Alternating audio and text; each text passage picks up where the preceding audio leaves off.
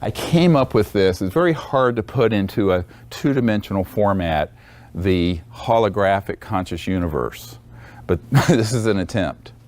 And what you'll see is in the very center is this pure consciousness, inner unbounded state that is at the baseline field consciousness that is non-local, omnipresent, and which has been scientifically shown to be omnipresent, non-local. And this work that's been done by Dr. John at Princeton with the Princeton Engineering Anomalies Research Lab, Dean Radin has done a lot of pioneering work in consciousness, who's now here at Noetic Sciences. There has been a growing body of science that shows that the conscious field itself is not bound by space, time, brainwave activity, the body, et cetera, and so on, and in fact can affect mechanical systems.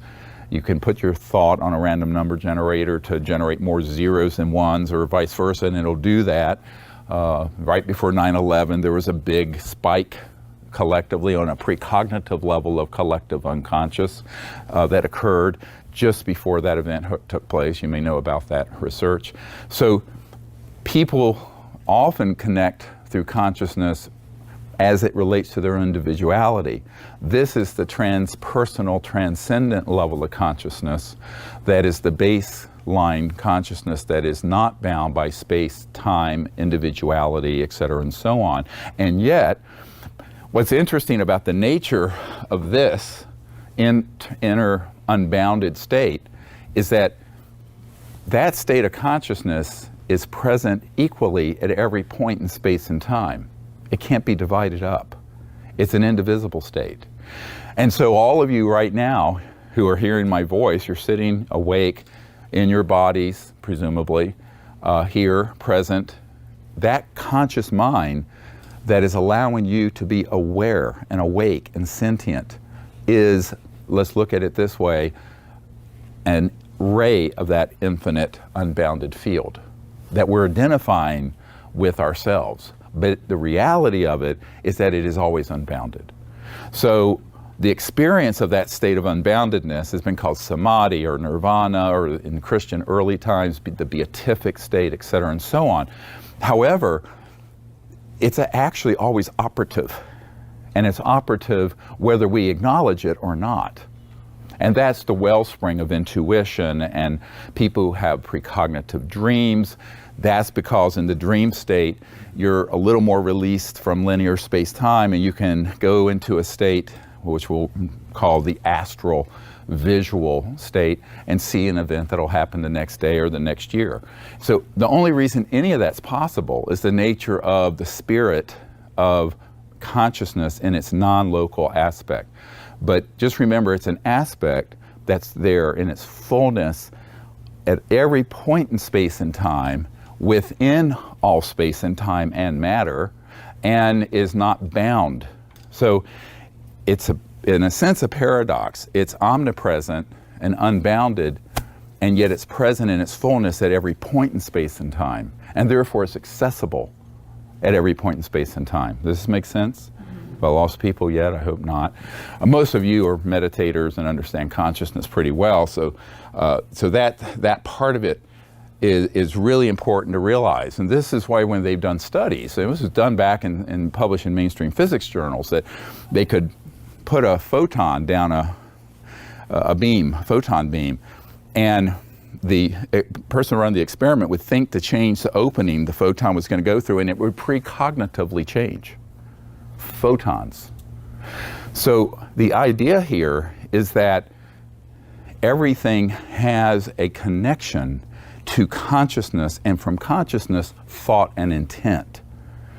Now, when we're talking about just the natural order of things, this has been known by shamans and mystics and people throughout human history. What we're now finding in scientific research is these are reproducible engineering studies that can be done, like Dr. John started at the Princeton Engineering Anomalies Research Lab, and others have done with biological systems, Bruce Lipton and others. But the key thing is to understand, is don't make it complicated, because you're awake right now. If you're aware, if you can become aware of that awareness, is sort of a Zen process to subtract all the phenomenon of your thoughts, your perceptions, your body. It's like all, not this, remove all the ephemera, all the passing perceptions, thought, even your individuality, and just reflect on the state of being, consciousness. That's all it is. That's really all it is. Now, having that experience is beautiful and enlightening and liberating and blissful and all of that. And that's why meditation techniques exist. But just remember, those are techniques. That's not the end. It's a means to the end. But this is always there. So once we understand that we are not limited, any individual, in space or time, but there's a perfect field of unbounded consciousness that can be accessed, and that's no matter what we're doing, then it's incredibly liberating and empowering, and that's the whole process of self-actualization. And we could go on all day about that, but you know, and what the techniques are and the kinds of experiences, and we'll touch on that in a moment. Now, as the unbounded, let's call it the unbounded field of absolute pure consciousness that's undifferentiated, begins to differentiate, there are phases or aspects of it as it does that. The first of which is the thought, the sound component of thought, which, by the way, a mantra is simply the sound component of a thought, or chanting, or what have you.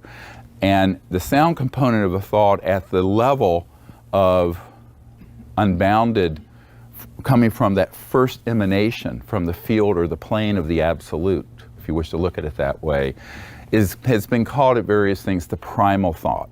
And it has within it the tonality and thought essence of everything that exists in the cosmos, whether it is physical, whether it is in the spirit world, or astral. We'll get into this in a moment.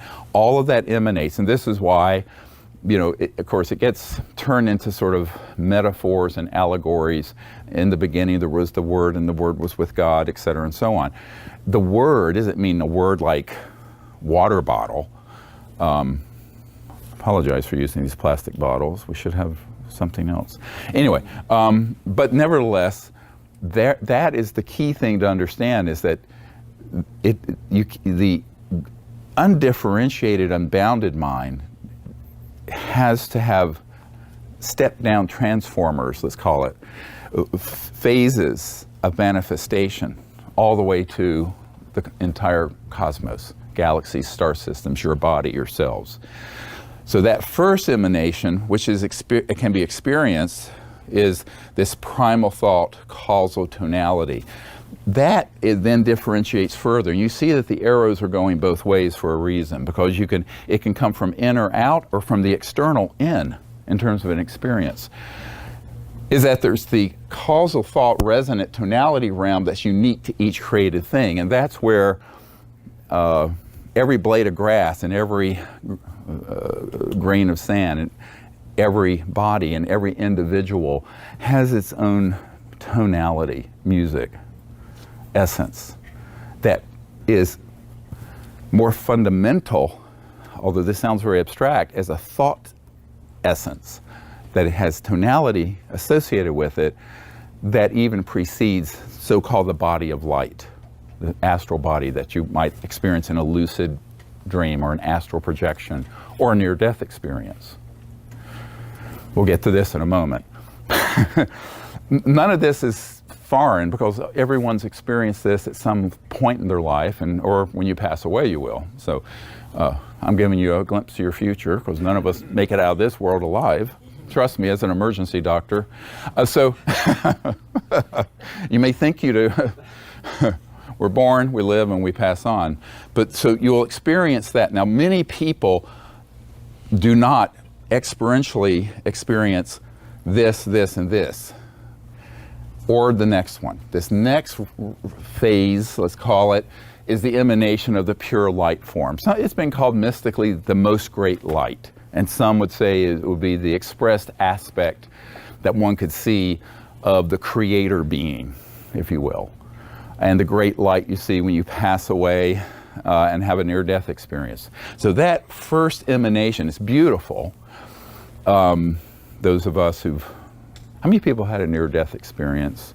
I had a very detailed one, which we'll get into if you wish. So that emanation of the pure light form is, if you will, corollary to the primal thought, the essence of the primal thought that has within it the complexity and tonality of an infinite number of expressions. In a similar like way, all forms that are visual are contained within the emanation of that most pure light being, or that expression of the unbounded. Then you get into more specific elaborations and expressions of that state, which would be, for example, the divine avatars that have been variously identified through history, whether it's Christ or Buddha or Krishna, etc. The celestial realm, angelic, astral, worlds of light, the afterlife, and other dimensions. Now, there are other dimensions we'll get into in a moment, because that has a great deal to do with what we're talking about today of transdimensional interstellar civilizations. Now, when you have this, many people have experienced something at this level, where they've had a lucid dream where you're flying in the dream. How many people had a flying lucid dream in your life? Almost everybody. In reality, that's your light body that's actually going on a little trip. It's taking a little journey. Now, most people think, oh, I just had a dream, and most dreams are just that, but the really clear lucid dreams, you're awake in the dream, and often you'll be flying. It's beautiful. And you're actually utilizing this body of light that has within it your essence of your individuality, the thought expression, that's the sound component of the thought. It's been called Lesha Vidya in the Sanskrit. We'll talk about this more later, what Lesha Vidya really is. And then from there, the expression you can explore anywhere, because you're not bound by your physical body. You can go out in space, you can go over the ocean, you can go under the ocean and meet dolphins, or you can go and see an ancestor in the worlds of light, the astral. And almost all humans have experienced some aspect of this during the dream state, or a deep meditative state, or in the hypnagogic, going in and out of sleep, between sleep and waking states. That is interesting because I like telling this story. It's apocryphal, but it's interesting because one time I took my wife and I for our anniversary, but I was introduced to her in a lucid dream before I met her physically. You all may know this story from Hidden Truth, Forbidden Knowledge, a book I wrote about all that. But one time we went to Costa Rica, and we were right by the ocean, beautiful Pacific coast, really beautiful area, pure nature, which is why I wanted to do this up here. In nature, you have more of the positive energy that's life-supporting for consciousness and thought. And so we were sleeping, and what she saw, she woke up, and she's not at all, let's just say, mystically inclined all that much. But she woke up and looked over, and she saw sort of this silvery grayish form sit up out of my body and fly out the window.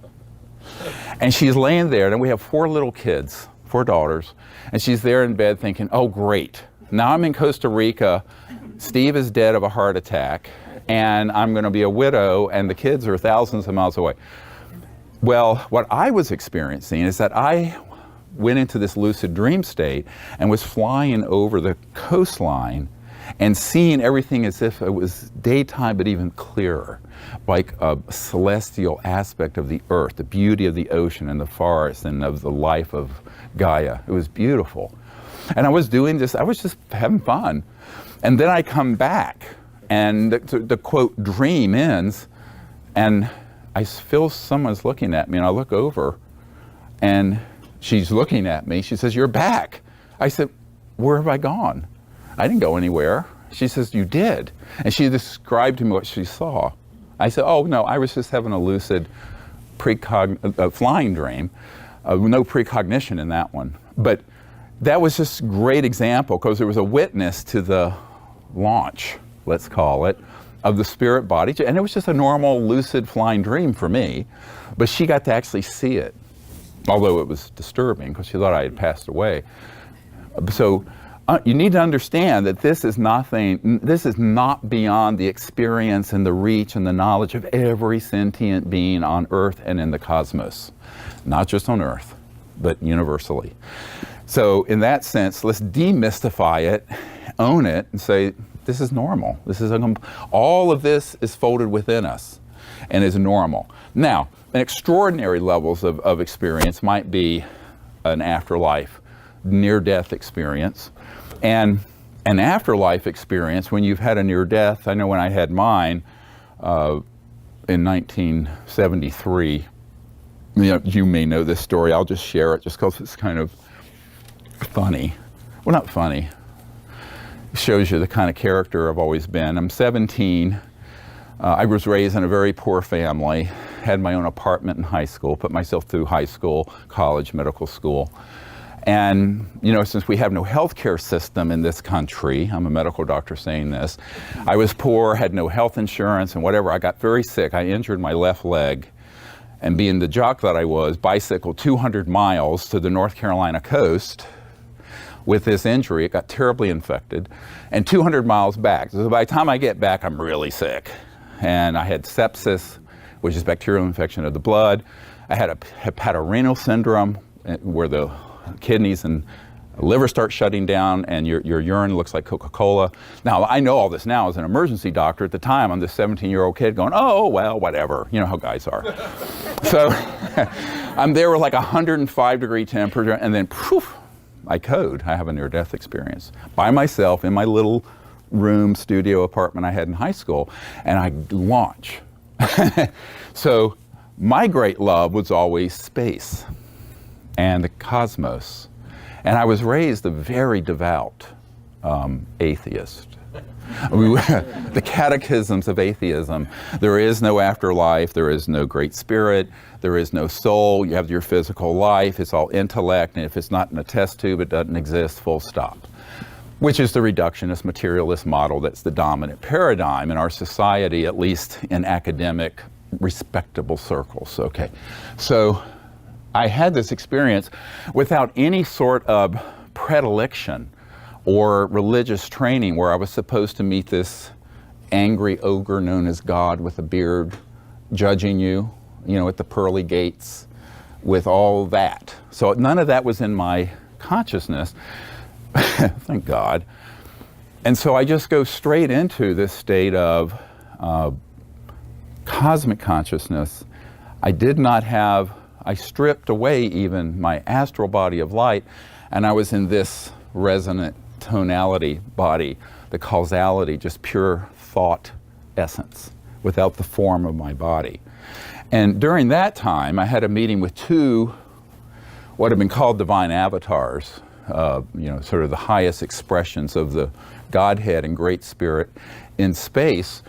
I was out amongst the cosmos and ended up having this beautiful experience and experienced all this from the pure infinite consciousness all the way to the whole cosmos, and the experience that I was that all of us are that at that deep level of experience, there is one being. We're it. We're all one being. And it was crystal clear. It was no intellectualization of it. It was a direct experience. Now here I am, this kid. I had no foundation for this really in my education or experience. I wasn't raised in a family with voodoo and crystals and meditation and saris and head turbans and ashrams and yogis or anything like that. I'm not making fun of those things. I'm just saying I was in the South in a poor family.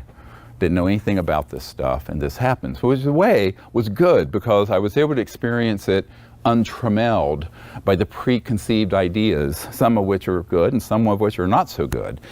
So it was this beautiful, beautiful experience, and I literally experienced every level of this, from unbounded mind to the entirety of the infinity of cosmos.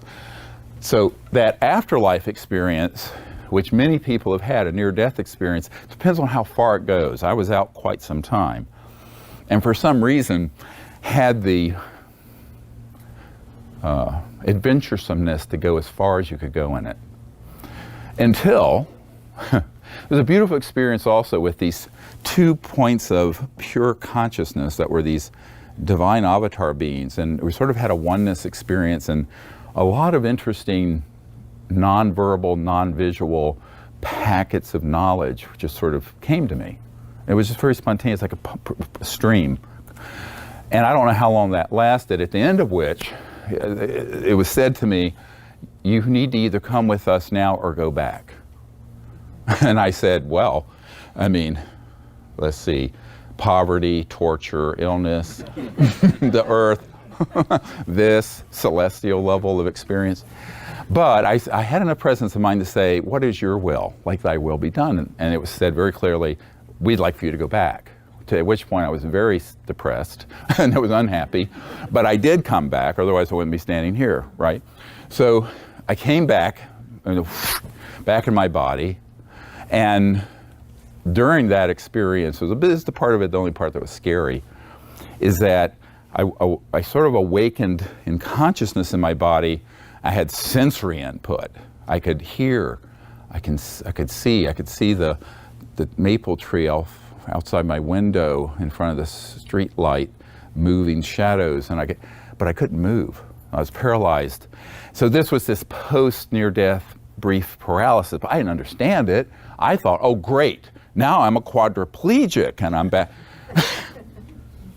It turns out it took, after a little while, my neural connections were made and I was able to stand up and do whatever. Interestingly, this terrible injury, I have part of my left thigh missing. It's a big indented area where the muscle was eaten away. I never did get antibiotics or treatment.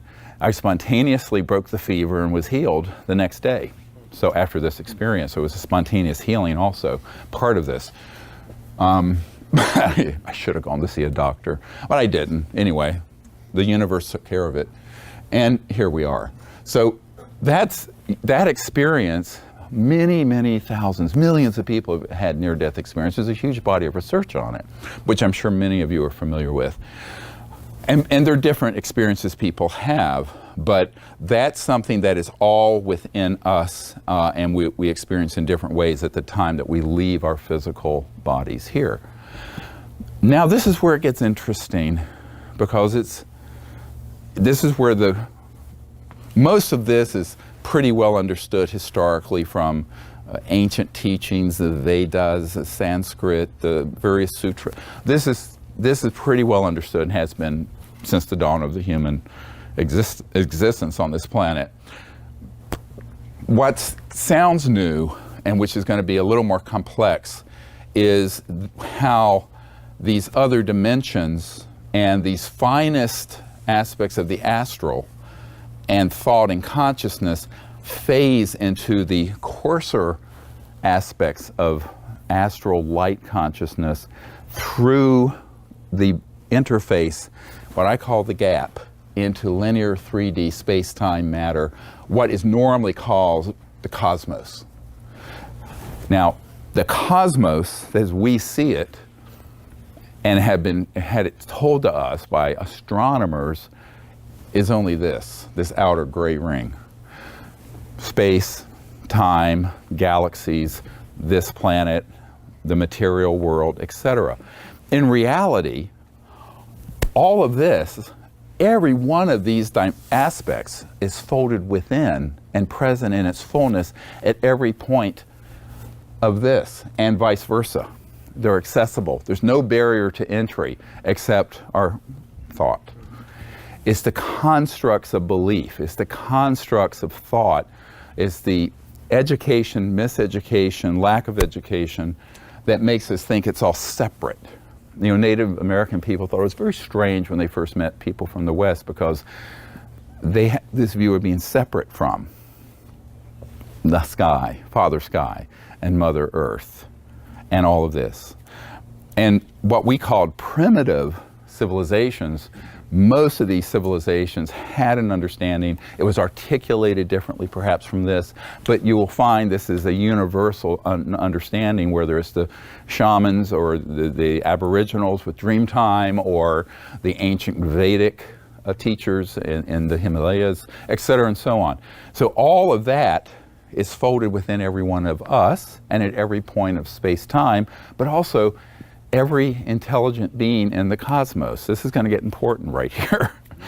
But we tend to be very narcissistic as a people, and this sort of self-referencing, this sort of anthropocentric projection, where we think we're the only thing in the universe, but also we're the only beings that would have these kinds of experiences. In reality, any sentient, intelligent life form anywhere in existence has all of this open to them and within them, and can be experienced, and eventually can be discovered scientifically, which is what we're on the verge of doing on our civilization with the science of consciousness studies.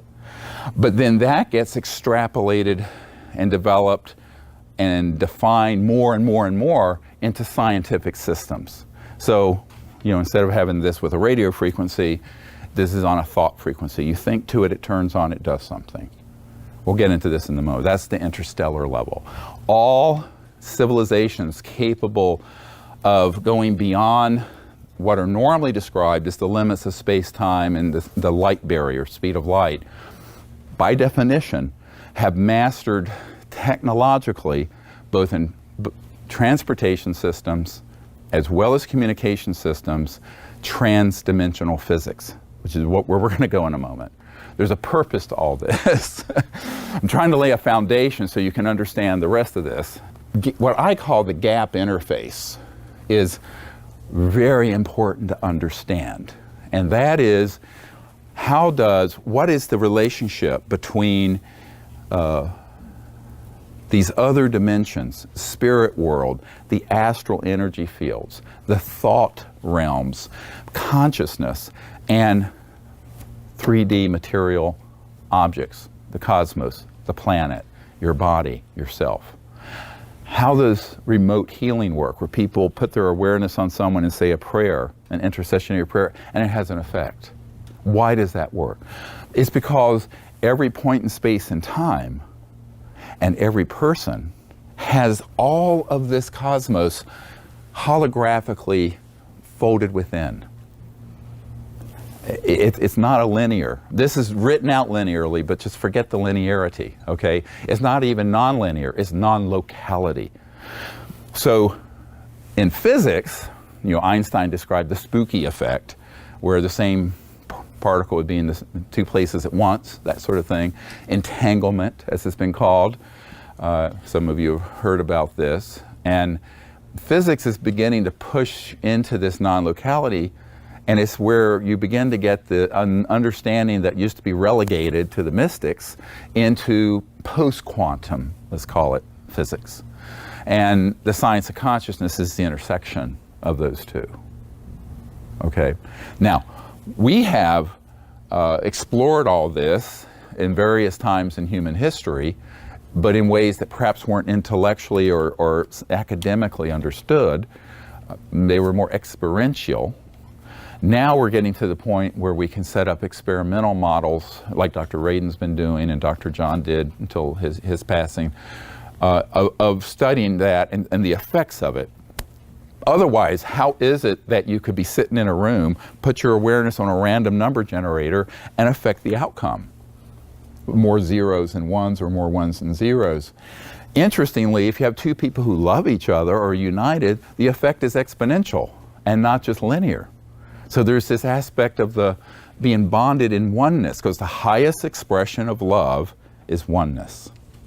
This state. You can call it pure love. You can also conceive it as oneness, because if you love someone, you want to be with someone. It's that magnetic force. Very powerful, what we call love. Now there's sentimental love, there's interhuman love, but there's this, let's call it divine aspect of love, or this transcendent aspect of love, and that's very operative in the cosmos. Beautiful. This gap between that this interplay between the three-dimensional cosmos and all of the consciousness, tonality, astral, and what I call near astral, things that are, how is it that your body of light interfaces with your physical body, for example? Let's get on a granular, almost reductionist level of scientific inquiry here.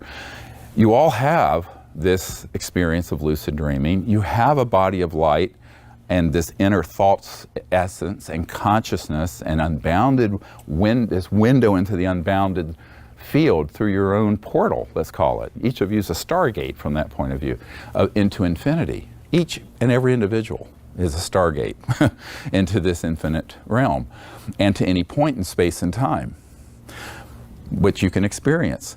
So people say, oh, do I have to create a portal or a stargate? I said, you are a portal and a stargate. You need to know who you are. And once you realize who you are, you can access all of this here within.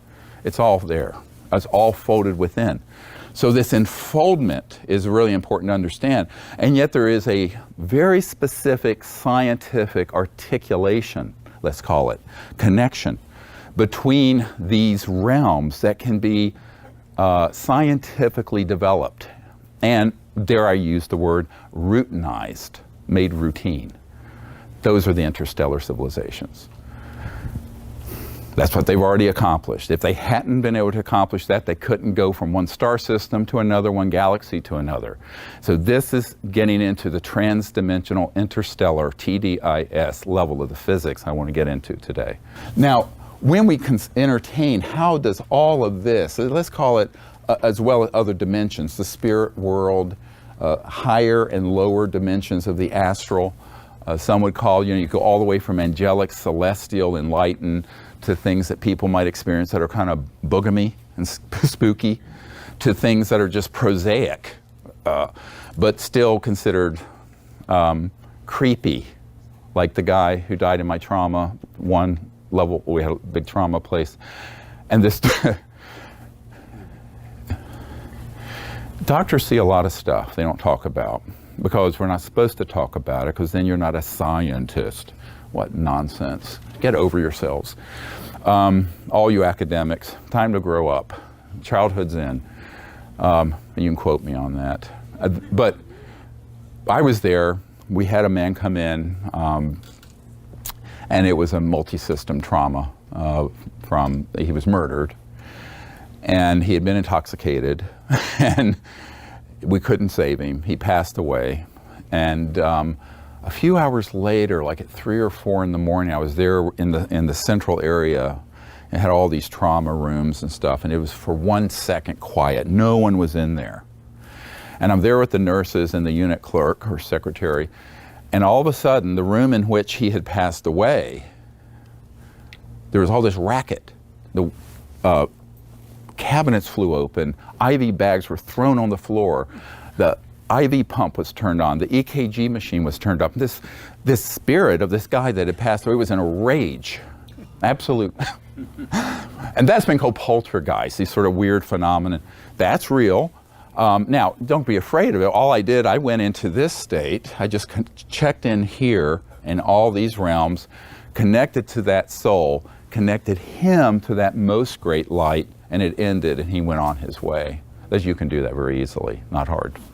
See what I'm saying? You just do it like that. Of course, the nurses knew I'd done that, and they said, Dr. Greer's a warlock. I said, well, thank you. We had fun. Love those hillbilly nurses in North Carolina. We did have fun. So that experience, that's sort of one extreme experience of this interface where an astral body pushes in to this dimension. You see what I'm saying? But now imagine if let's say you're from a planet and a galaxy far, far away. Where's George Lucas's place? Not too far. And you're from a galaxy far, far away. And contrary to how the movies portray it, you don't get your phasers out and you speed up to. No. You create a resonant field around whatever material object it is, at a certain frequency and resonance, very high voltage. That thing looks like it's dematerialized and vanished. It's actually, let's call it vibrationally or resonantly, and it's all electronics, high-end electronics, boom, goes into the gap and the near astral. And therefore, it no longer has mass. It no longer has the limits of the physical universe as it's been described, because it is operating in the near astral gap interface that allows this, whether it's poltergeist or near-death experience or you to be in a lucid dream, there's this interwovenness of that realm and other dimensions into the physical. And if you have scientifically elaborated and understood this to the point of very fine transdimensional physics and electromagnetic and electronic systems, you can go from point A to B in the cosmos almost that fast. It's not quite instantaneous because there's a coefficiency of drag, I call it, like you do with a car in a wind tunnel, as it skirts along the underbelly of the 3D cosmos. Does that make sense? So it may take a month to go 1,000,000 light years. A month corrected for Earth time. Does this make sense? A little bit? We'll get into this more in a moment. So then you have also communication systems. So I always tell this funny story of, I'm briefing the director of the CIA, and the cover story for that is a dinner party. So the wives are invited. This is 93, very chauvinistic, very politically incorrect, even in a red state. And but the wives were there to make it look like a legitimate dinner party, because there was the head of a think tank who has a board that the CIA director had been on, and me, and then the wives were invited at a dinner party at the private home of the think tank director, and of course I was the person presenting. So this was Bill Clinton, CIA director, R. James Woolsey, who tried to deny the meeting, and luckily I have the letter that proves him the liar. I always say in Washington, how do you know they're lying? Their lips are moving. If their lips are moving, they're lying. End of discussion. Now you can move on. So at any rate, how cynical. True, but so we have this meeting. Well, interestingly, we get into some really deep stuff very quickly. And it wasn't coming from the director of the CIA.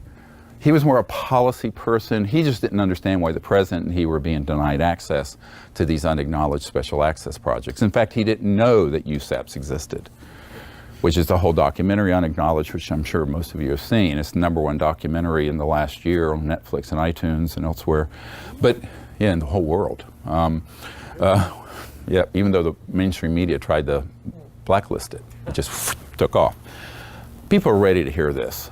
So the CIA director's wife turns to me and says, how are they communicating across these vast distances of space? Because, we think we're all get out with these little gadgets. It's really rubbish. This is 1844 radio frequency. Let's not get carried away. All those of you who work in Silicon Valley, you got a lot of growing up to do. So we'll have a talk if there are any tech people here. Pull me aside, you can pick my brain, you can move to the next level quickly if you've got the cojones to do it. Now, that's really what it is, I'll tell you right now. It's courage and vision and integrity.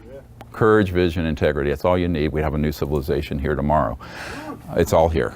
So what's beautiful, though, is that she had the perspective to say, and she was the chief operating officer of the National Academy of Sciences, which is a very prestigious mainstream scientific entity, probably the most prestigious in the country, if not the world. And so she said, how are they communicating across these vast distances? Because at the speed of light of one of these things, let's say you're only 1,000 light years from here. And that's the distance of 1% of the way through our own galaxy, the Milky Way. The next closest galaxy is 2.5 million light years. So it would take 2.5 million years at the speed of light to get a signal to Andromeda, and 2.5 million years more for them to say Yeah, I got your signal. How you doing today? That's 5 million years. So any interstellar civilization, perforce, by definition, are required to be transdimensional if they're interstellar. Now, people have said, I remember I was here at the Noetic Sciences with Jacques Vallée. He said, well, these things aren't extraterrestrial, they're interdimensional. I'm going, oy, oy. It's like saying an orange is round, but it's not orange, and another guy arguing it's orange, but it's not round. It's orange and round, all right? All interstellar civilizations are transdimensional. All, they have to be. You cannot. So I explained this to the director of the CIA's wife.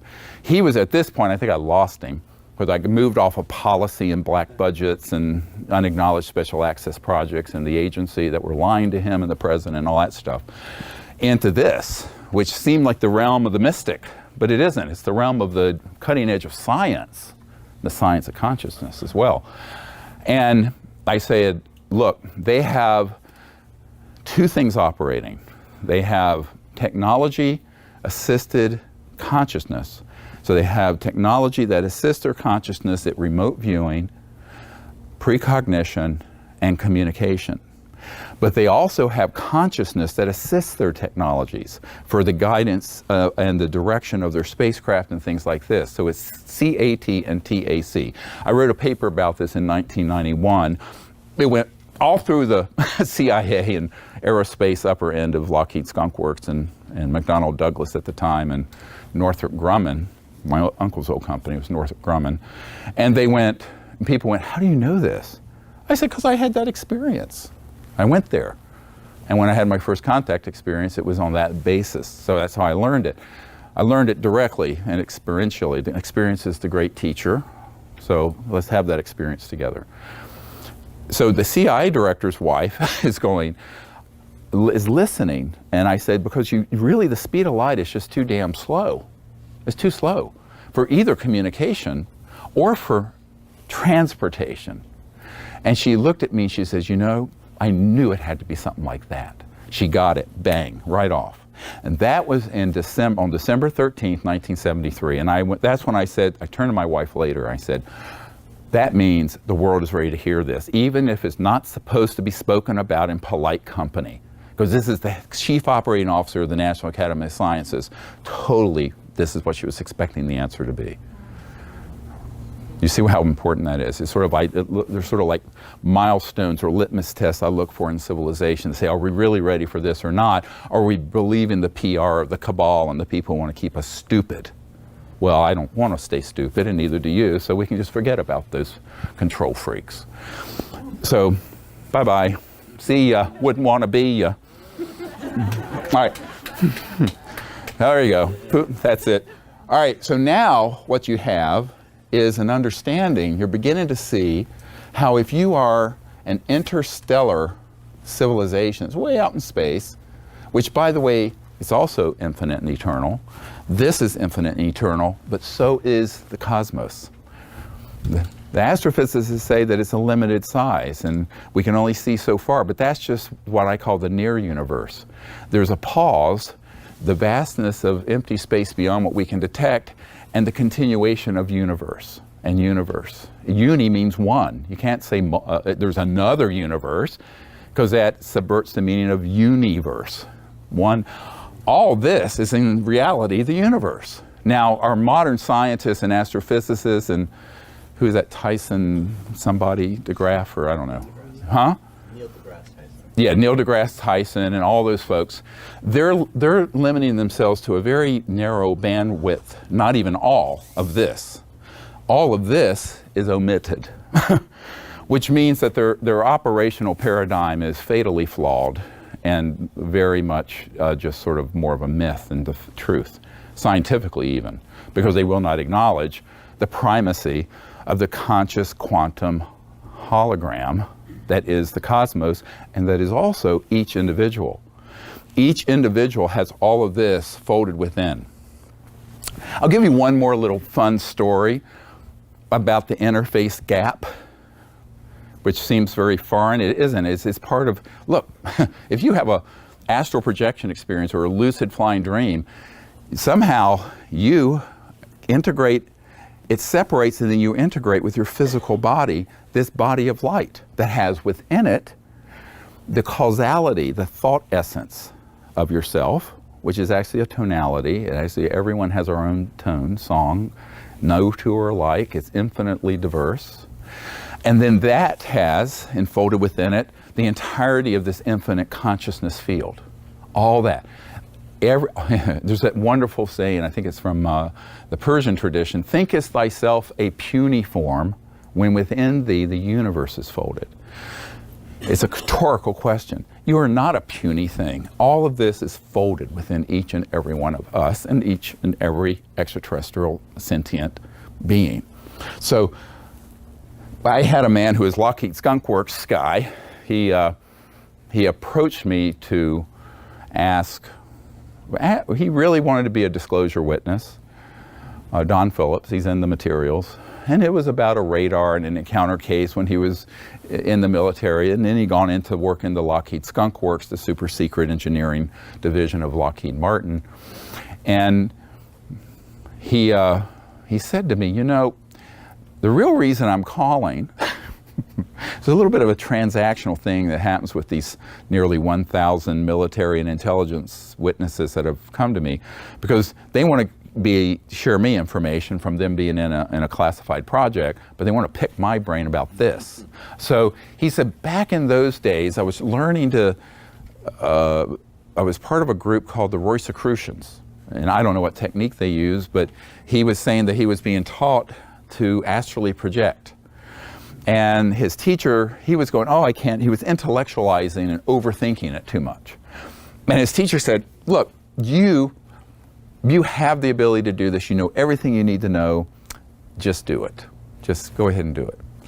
So he goes home, lays on his bed, does the technique, and just sort of with an impulse says, I can do this, and he does. So he goes up from his physical body and his body of light, goes through the roof, the ceiling of his house, up into the atmosphere, and sees a UFO, what used to be called a UFO. Now it's called a UAP. It's all fake words. It was an extraterrestrial vehicle, ETV. NSA call them ETV. No such thing as a UAP or a UFO. They're not unidentified, they don't fly, it's a nonsense, and they're certainly not unexplained aerial phenomenon. That's ball lightning. Okay, so at any rate, these are all fake terms made to colonize people's thoughts, to make you think we don't know what it is when we do know what it is. Just remember, everything in the mainstream media is rubbish. So, total rubbish. You know, fake scientists, fake news, fake. Not what necessarily the president says, but it's fake. So that's going to be redacted. Redact. But let me just say, this guy didn't understand what happened because he understood consciousness and the astral and all of that. But when he went up to this craft and he slammed against it, and it moved the craft. It actually moved it, joggled it. And then, of course, he kind of popped inside, and there's ETs that they're standing at consoles because there's a bioelectric field, and that's how they're connecting consciousness into the system. And they look at him like, my God, why don't you watch where you're going, you know? It was like this interstellar faux pas. And diplomatic, or rude, just pop right in. Knock first.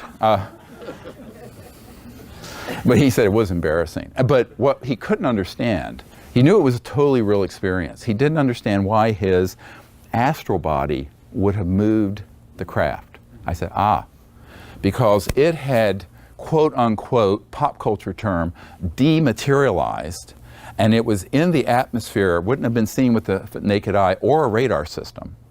And it was in this near astral 3D gap, hovering.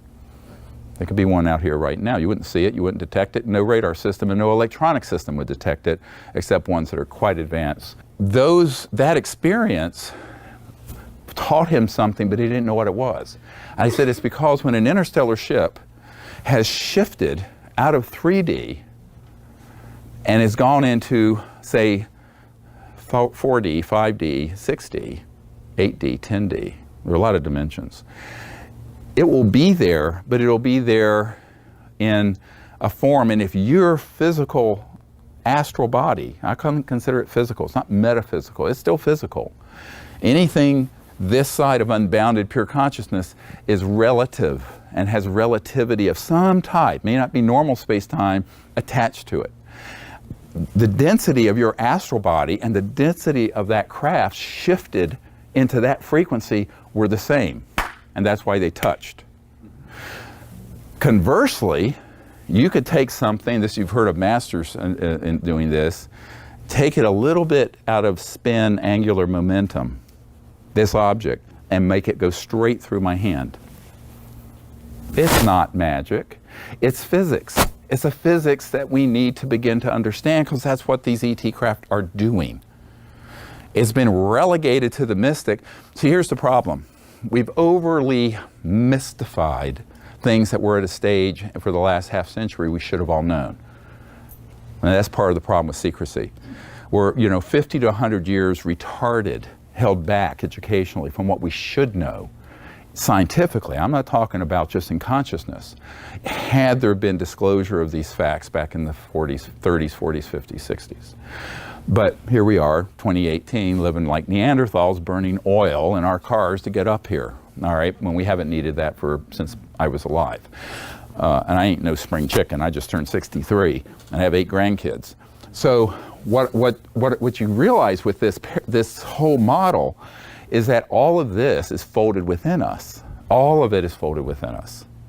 But it also means it can be scientifically accessed if you have enough refined science and refined technological ability, where the science of consciousness and the studies of that, where the interface between consciousness, thought, so-called causality and astral energies begin to come together with physical systems.